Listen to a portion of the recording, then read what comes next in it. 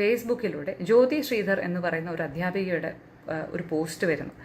സംസ്കാര ചടങ്ങുകളിൽ ബന്ധുക്കളെല്ലാവരും വളരെയധികം എന്താ പറയുക, നാടകീയമായിട്ടുള്ള രംഗങ്ങളായിരുന്നു, കരച്ചിലായിരുന്നു, ക്യാമറയ്ക്ക് മുന്നിൽ മത്സരമായിരുന്നു, അങ്ങനെയൊക്കെയാണ് അവർ ഉപയോഗിച്ചിരുന്ന വാക്കുകൾ. ചടങ്ങുകളുടെ ലൈവുകളിൽ രാഷ്ട്രീയക്കാരും ബന്ധുക്കളും ഒക്കെ ഒരു മത്സരം പോലെ മുന്നിൽ നിൽക്കുമ്പോൾ ബാലുവേട്ടന് ഏറ്റവും പ്രിയപ്പെട്ടവരിൽ ഒരാളായ തമ്പി എല്ലാം നോക്കി നോക്കി ചെയ്യുന്നത് അങ്ങിങ്ങ് കാണാമായിരുന്നു. എന്നാൽ ജമീലിനെ കണ്ടതേയില്ല.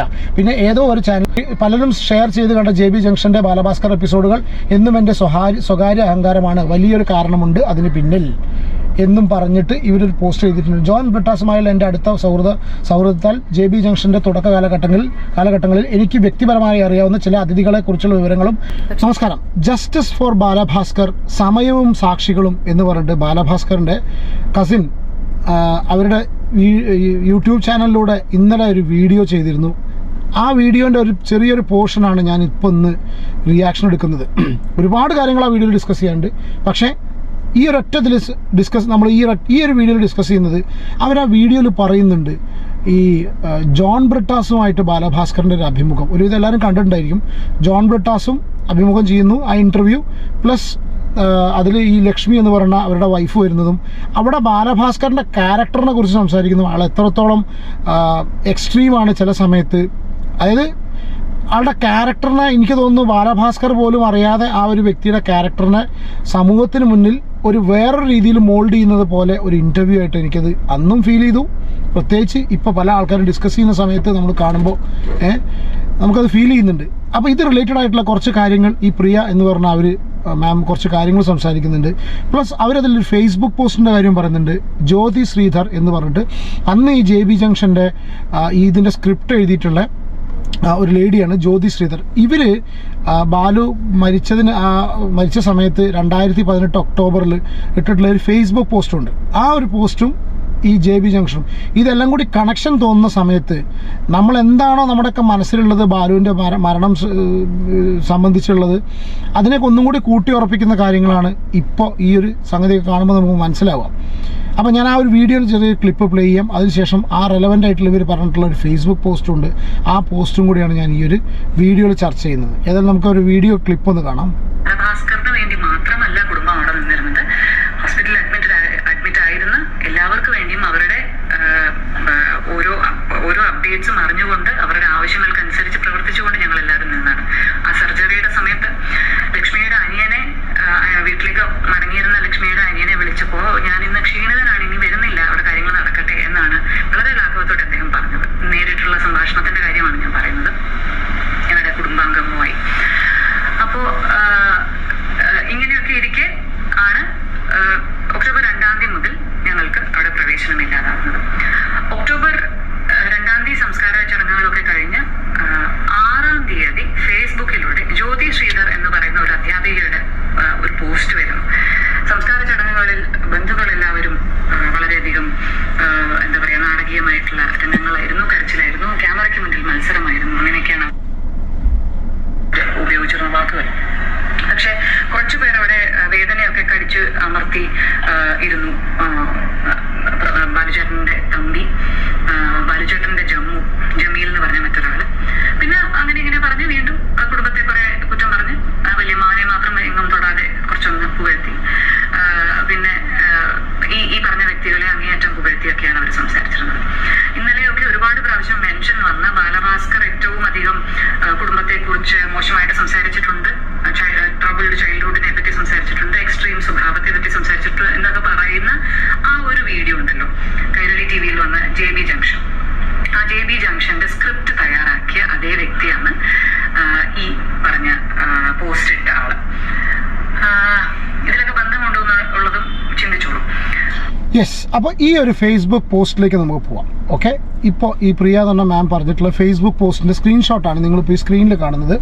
ജ്യോതി ശ്രീധർ എന്ന് പറഞ്ഞ അവർ 6 ഒക്ടോബർ 2018 എഴുതിയിട്ടുള്ള ഒരു ഫേസ്ബുക്ക് പോസ്റ്റാണ് കേട്ടോ. കുറച്ച് ലെങ്തിയാണ്, പക്ഷേ വളരെ ക്വിക്കായിട്ട് വായിക്കാം. റെലവൻ്റ് ആണ്, അതുകൊണ്ട് ദയവ് ചെയ്ത് നിങ്ങളിത് കാണുക. പിന്നെ ഇതിൻ്റെ റീസൺ എന്താ വെച്ചാൽ, ഞാൻ ഫസ്റ്റ് തന്നെ പറഞ്ഞല്ലോ, ജസ്റ്റിസ് ഫോർ ബാലഭാസ്കർ എന്ന് പറഞ്ഞിട്ടുള്ളൊരു ഹാഷ്ടാഗാണ് അവർ യൂസ് ചെയ്തിട്ടുള്ളത്. സ്വാഭാവികമായിട്ടും അവർ ഒരുപാട് കാര്യങ്ങൾ ഈ ഒരു സമൂഹത്തോട് കൺവേ ചെയ്യാൻ ശ്രമിക്കുന്നുണ്ട്. അവരുടെ നിരപരാധിത്വം ഇൻ ദ സെൻസ് ആ സമൂഹത്തിനെ, ആ കുടുംബത്തിനെ വേട്ടയാടുന്ന കാര്യങ്ങൾ റിലേറ്റഡ് ആയിട്ട്, പിന്നെ ഇതിലുള്ള ആ ഒരു ഗോൾഡിൻ്റെ ഒരു കണക്ഷൻ, ഇതെല്ലാം എക്സ്പോസ് ചെയ്യുന്ന രീതിയിലുള്ള എക്സ്പോസ് ചെയ്യണം, അല്ലെങ്കിൽ എക്സ്പോസ് ചെയ്യപ്പെടണം. ഇപ്പോൾ ഇൻ കേസ് ബാലഭാസ്കർ കുറ്റക്കാരനാണെങ്കിൽ കൂടി, ആൾക്ക് ഇതിലൊക്കെ ബന്ധങ്ങളുണ്ടെങ്കിൽ കൂടി, അയാളുടെ ക്യാരക്ടർ പുറത്തേക്ക് വരാതെ നോക്കുകയായിരിക്കാം ചിലപ്പോൾ ലക്ഷ്മി ചെയ്യുന്നത്. പക്ഷെ അങ്ങനെ ആണെങ്കിൽ കൂടി ഇയാളുടെ മരണത്തിന് ഇടയാക്കിയിട്ടുള്ള സംഭവങ്ങൾ അവരുടെ സ്വന്തം ആൾക്കാർ എന്നുള്ള കണ്ടീഷനിൽ അത് പുറത്തേക്ക് വരണം എന്ന് ആഗ്രഹിക്കുന്ന ആ ഒരു ഇൻറ്റൻഷനോട് കൂടിയാണ് ഇവർ ഈ ഒരു വീഡിയോ ചെയ്തിട്ടുള്ളത്. അപ്പോൾ നമുക്ക് ആ ഫേസ്ബുക്ക് പോസ്റ്റ് റെലവൻ്റ് ആണ്, ഞാൻ വായിക്കാം. ജ്യോതി ശ്രീധർ, 6 ഒക്ടോബർ 2018. ബാലുവേട്ടൻ്റെ സംസ്കാര ചടങ്ങുകളും വാർത്തകളിലും ഞാൻ ഏറ്റവും അധികം തിരഞ്ഞ 2 മുഖങ്ങൾ ഇതാണ്. ജമീൽ എന്ന ബാലുവേട്ടൻ്റെ ജമ്മുവും പ്രകാശ് തമ്പി എന്ന ബാലുവേട്ടൻ്റെ തമ്പിക്കുട്ടനും.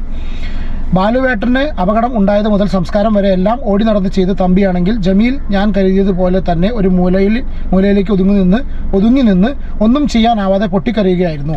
ചടങ്ങുകളുടെ ലൈവുകളിൽ രാഷ്ട്രീയക്കാരും ബന്ധുക്കളും ഒക്കെ ഒരു മത്സരം പോലെ മുന്നിൽ നിൽക്കുമ്പോൾ ബാലുവേട്ടന് ഏറ്റവും പ്രിയപ്പെട്ടവരിൽ ഒരാളായ തമ്പി എല്ലാം നോക്കി ചെയ്യുന്നത് അങ്ങിങ് കാണാമായിരുന്നു. എന്നാൽ ജമീലിനെ കണ്ടതേയില്ല. പിന്നെ ഏതോ ഒരു ചാനലിൽ 1 മിനിറ്റ് കണ്ടു. അല്പം മാറിക്കരഞ്ഞ ജമീലിനെ. അവരെ ഒന്ന് ഫോൺ ചെയ്യാൻ പോലുള്ള ശക്തി എനിക്കുണ്ടായിരുന്നില്ല എന്നതാണ് സത്യം. ബാലുവേട്ടൻ്റെ മരണശേഷം ദിവസങ്ങളോളം കരച്ചിലടക്കാൻ ഞാൻ പാടുപെടുന്നുവെങ്കിൽ അവരുടെ അവസ്ഥ എന്താകുമെന്ന് ഞാൻ ചിന്തിച്ചിരുന്നു. കൂടെ ബാലലീല അഥവാ ബിഗ് ബാൻഡ് എന്ന് ബാലുവേട്ടൻ്റെ ബാൻഡിലെ അംഗങ്ങളെ, ബാലുവേട്ടൻ്റെ അനിയന്മാരെ, ഈ ദുഃഖത്തിൽ നിന്ന് കരകയറാൻ ദൈവം അവരെ അനുഗ്രഹിക്കട്ടെ.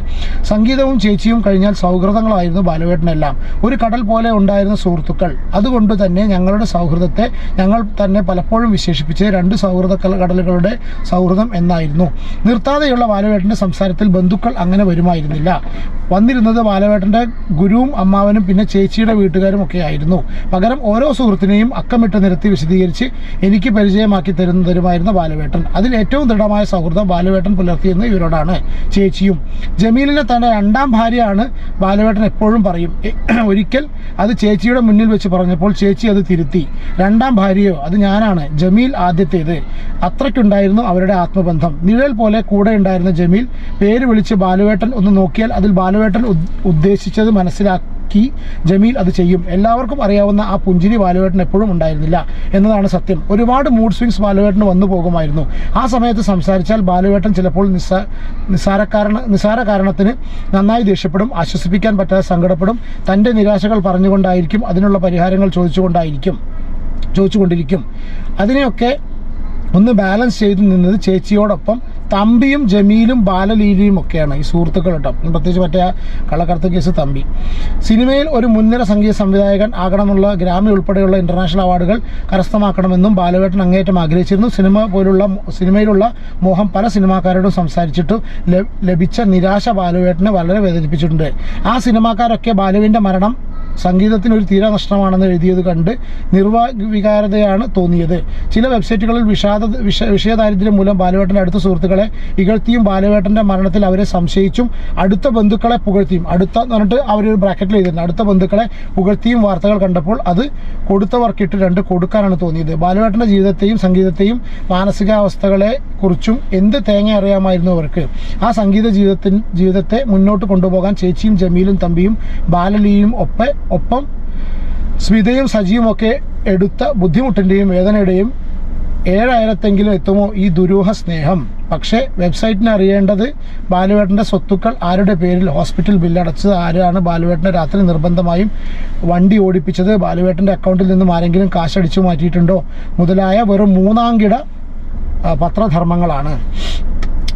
സൗഹൃദങ്ങളോട് കൂടുതൽ ഇഷ്ടമുള്ളവരോടും പലരും പറയുന്ന ഉപദേശമുണ്ട്, ഒടുക്കം വീട്ടുകാരും ബന്ധുക്കളുമേ ഉണ്ടാകൂ എന്ന്. ബാലുവേട്ടൻ്റെ ജീവിതത്തിൽ മരണവും അങ്ങനെ തന്നെയല്ല എന്ന് തെളിയിച്ചു. ബാലുവേട്ടൻ പോയതിനു ശേഷവും ലക്ഷ്മി ചേച്ചിക്ക് വേണ്ടി തമ്പിയും ജമീലും സദാ നേരവും ചേച്ചിയുടെ വീട്ടുകാരുടെ കൂടെ ആശുപത്രിയിൽ തന്നെ ഇരിക്കുന്നു. ചേച്ചി പൂർണ്ണബോധം വീണ്ടെടുത്തിരിക്കുന്നു. ഇനിയുള്ള കടമകൾ 2 മരണങ്ങൾ അറിയിക്കുക എന്നതാണ്. അതിനുശേഷം ചേച്ചി തന്നെ വന്ന് ഇതിനുള്ള മറുപടി എന്തെങ്കിലും പറഞ്ഞുകൊള്ളും. ഉള്ളുരുകി പ്രാർത്ഥിക്കുന്നു, ചേച്ചിയുടെ എല്ലാ ശക്തിയും തരട്ടെ എന്ന് പറഞ്ഞിട്ടുള്ളൊരു പോസ്റ്റാണ് കേട്ടോ.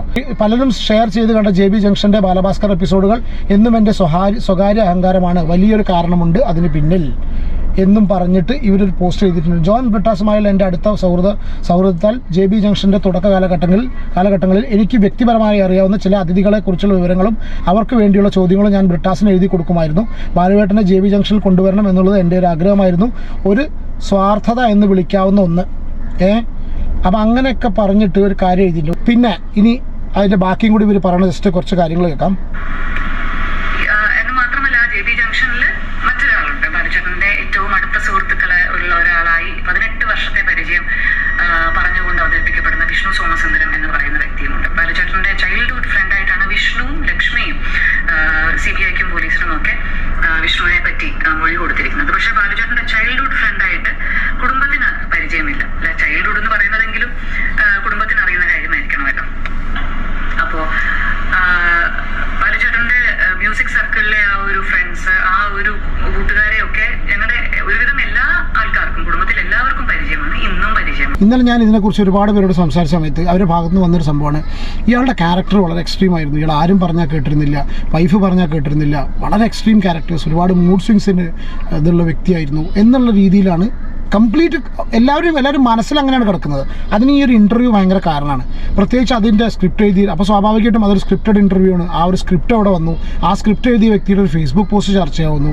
ആ ഫേസ്ബുക്ക് പോസ്റ്റിൽ ഒരു നെഗറ്റീവ് ഷെയ്ഡ് കൊടുക്കുന്നത് ഈ വീട്ടുകാർക്കാണ്, അതിനൊരു പോസിറ്റീവ് ഇത് കൊടുക്കുന്നത് അതിൻ്റെ സുഹൃത്തുക്കൾക്കാണ്.